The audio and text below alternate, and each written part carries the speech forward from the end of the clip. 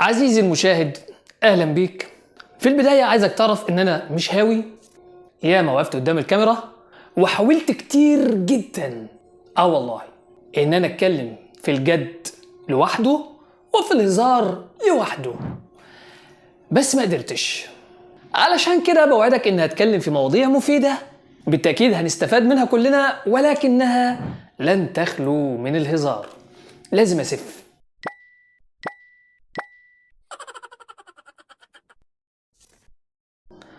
الله يرحمك يابا. عزيزي المشاهد، النهارده هنتكلم عن احياء الموتى، بس مش من قبورهم. الموضوع ده بعد عيسى عليه السلام بقى اكسكلوسيف على المسيح الدجال. اللي هنتكلم عنه النهارده شيء خاص بالتكنولوجيا.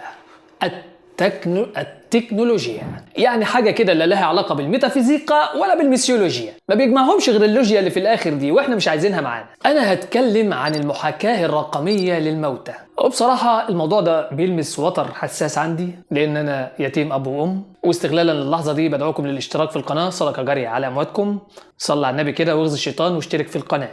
بس يا عم بتاع القتة اللي بره، تعال معايا علشان هتكلم في موضوع كان ممكن يتصنف زمان في قسم الخرافات، واللي هو انك ترجع تتكلم مع حد مات. والموضوع ده لو جينا نبحث في اساسه هنلاقيه ظهر على مراحل، ولكن اول اعلان واضح وصريح لحاجه زي كده كان مع بدايات سنه 2010. في بدايه 2010 بدات بعض الابحاث في الجامعات خصوصا في امريكا وكوريا الجنوبيه. الجامعات دي بدات تطرح فكره الهويه الرقميه بعد الموت. وخد بالك الموضوع ده في الوقت ده كان مطروح مجرد فكره، وكان أول مبادرة لتطبيق الفكرة دي كان سنة 2012.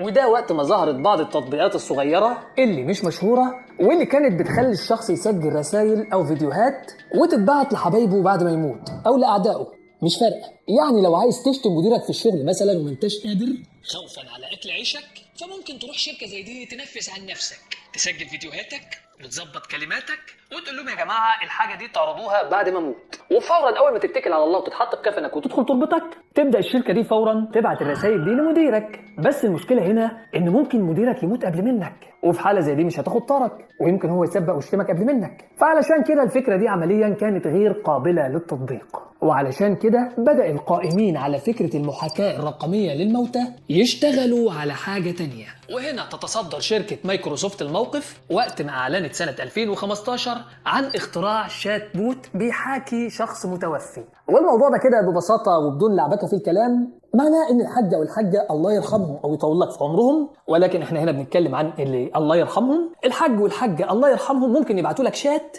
او رسائل نصيه ويتكلموا معاك فيها بعد وفاتهم. يا واد يا محمد ما تعرفش ان مطعم كشري فاتح دلوقتي يكون كويس؟ لا والله يا حاجه ما اعرفش، انا بنام بدري زي ما انت موصيني. انت كويس.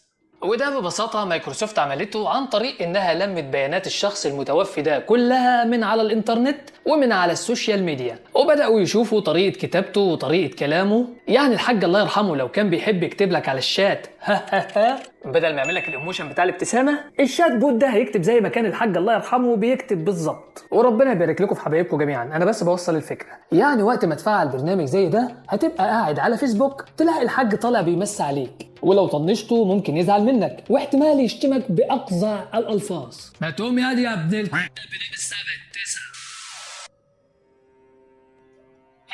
لا بس الموضوع كان شات بس مجرد كتابة. ولكن سنة 2016 شركة لاير بيرد الكندية أعلنت إنها تقدر تستنسخ صوت أي شخص من خلال دقيقة واحدة من أي تسجيل ليه. مش بس هيقلد الصوت ده، كمان يقدر يطور الصوت علشان تشعر فيه بالمشاعر، بالعواطف، حزن، غضب، حماسة. يديك تجربة كده إن الصوت حي ومتفاعل معاك، طبعا حسب الحالة الشعورية اللي بتتكلموا بيها. وطبعا الموضوع ده ما كانش مقتصر على فكرة استنساخ أصوات الموتى، لأن ده ممكن يتطبق على أي حد عايش بشكل عادي، ولكن الناس وقتها ربطوها بفكرة إعادة أصوات المتوفين. وهنا تقدر تستعيد تجربة الحج وهو بيشتمك صوتيا. قوم يا ابني.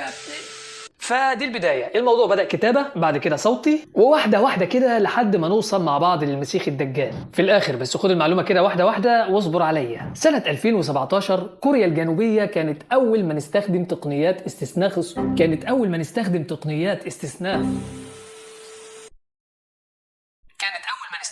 تقنيات استنساخ الصوت دي علشان تحيي اصوات فنانين ماتوا، حرفيا كده زي ما حصل في فيلم سمير وشهير وبهير وقت ما الفنان عبد الحليم حافظ العندليب الله يرحمه غنى اغنيه العنب. العنب العنب خدنا العنب.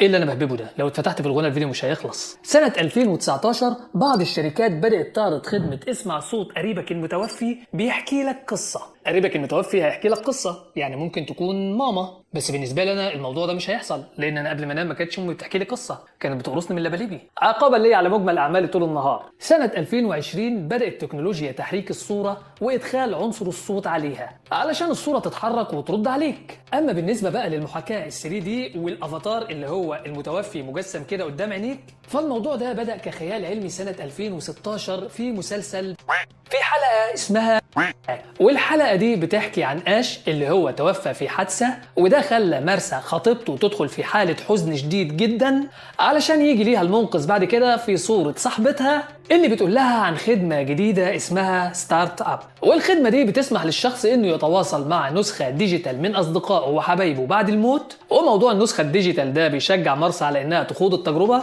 وبيجمعوا بيانات آش من على حسابه في السوشيال ميديا ورسائله الصوتية وفيديوهاته، ويعملوا ذكاء اصطناعي يكتب لمرسى بنفس اسلوبه، والبنت تتأثر جدا، وبعد شوية تتطور التجربة الى مكالمات صوتية من آش بعد ما مات، والبنت تتأثر جدا لحد ما يوصلوا في النهاية للمرحلة الأخطر، وهي أفاتار بشري صناعي عبارة عن روبوت شبه آش بالظبط في الشكل وفي الصوت. وهنا البنت بتزبهل، ايه ده بيحصل فعلا. يا رب النسخة دي يكون متاح فيها الاوبشن اللي في بالي. وانا فعلا من خلال مشاهدتي للحلقة لقيت النسخة الديجيتال دي فعلا متاح فيها كل الاوبشن، وعلشان كده الحلقة دي ما بنصحكمش بمشاهدتها لانها بلس 18، وده السبب اللي خلاني اعمل تيت على اسم الحلقة واسم المسلسل فوق.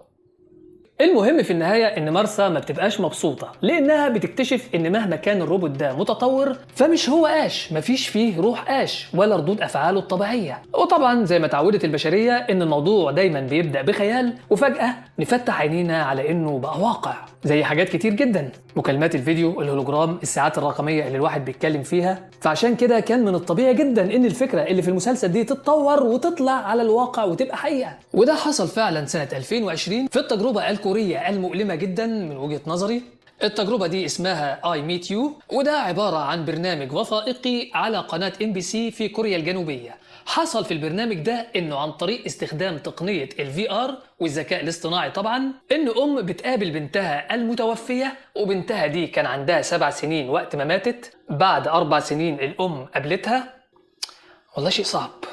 الام لبست الخوذة والهابتك جلافز، ودي عبارة عن جوانتي بحساسات بيتعامل مع الصورة الافتراضية اللي بتكون قدام الشخص بعد ما بيلبس الخوذة، والجلافز ده بيدي انطباعات حسية شبيهة بالحقيقية. فكان متاح اوبشن ان الام تلمس البنت. الام في التجربة دي اتكلمت مع البنت واللي مسكت ايديها، وطبعا انهارت في البكاء. من وجهة نظري زي ما قلت لحضراتكم كانت تجربة صعبة جدا. البعض شافوها على انها لمسة انسانية باستخدام التكنولوجيا، وناس تانية كتير وانا واحد منهم اعتبروها تلاعب بمشاعر الام. اللي مات ما عادش يجوز عليها الله الرحمة. وكانت دي هي الانطلاقة الاولى لشركات زي ستوري فايل اللي بدأت تبيع خدمات انشاء افاتار تفاعلي. الافاتار ده بيتعمل للشخص قبل وفاته، يعني حضرتك تدخل الشركة كده بكامل شحمك ولحمك محترم، تعمل ميتينج، ياخدوا منك في الميتينج ده معلومات عن سيادتك، صوتك، شكلك، ضحكاتك، همساتك، لفتاتك، كل شيء عنك يدرسوه، ويبتدوا يصمموا الافاتار بتاعك بالذكاء الاصطناعي علشان حضرتك لما تموت تطلع روحك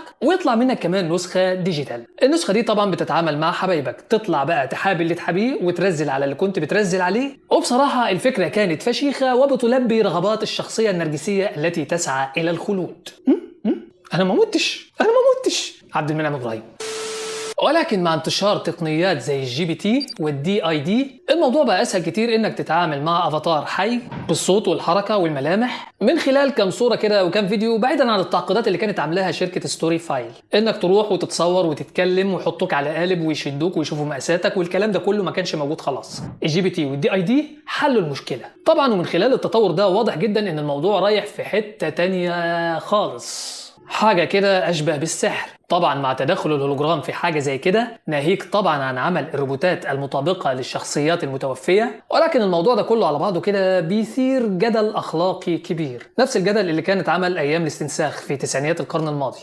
هو من حقنا فعلا ان احنا نعيد تجسيد الاموات ديجيتال؟ طب ده امتى يكون فعلا مساعدة نفسية للاشخاص اللي فقدوا احباء ليهم، وامتى يكون استغلال عاطفي او تجاري؟ يعني تخيل نفسك كده بتكلم الحاجة الله يرحمها على الفيسبوك قبل ما تنام، وقبل ما تقول لها عاملة ايه يا ماما تقول لك والنبي يا ابني اعمل لي قضيت ب 200 جنيه اصل الشبكه عندي ضعيفه والنت عندي بيقطع. فلو كنت عاطفي او اهبل وعقلك بيصور لك ان انت كده فعلا بتبعت ال 200 جنيه للحاجه، ولو الذكاء الاصطناعي قرأ بذكائه الاصطناعي انه يمكن ابتزازك عاطفيا، مش هيرحمك. وده هياخدنا لسؤال مهم جدا، النسخه الرقميه دي لو عملتها لشخص بتحبه مين اللي هيمتلكها؟ يعني هتكون باسم مين؟ باسمك ولا باسم العيله ولا باسم الشركه؟ ما هي الشركه هي اللي عاملاها. والاخطر من كل ده انك تلاقي نفسك متعلق بالنسخه دي وتنسى ان الشخص الاصلي نفسه مات. ما تنساش تشترك في القناه، وسلام عليكم.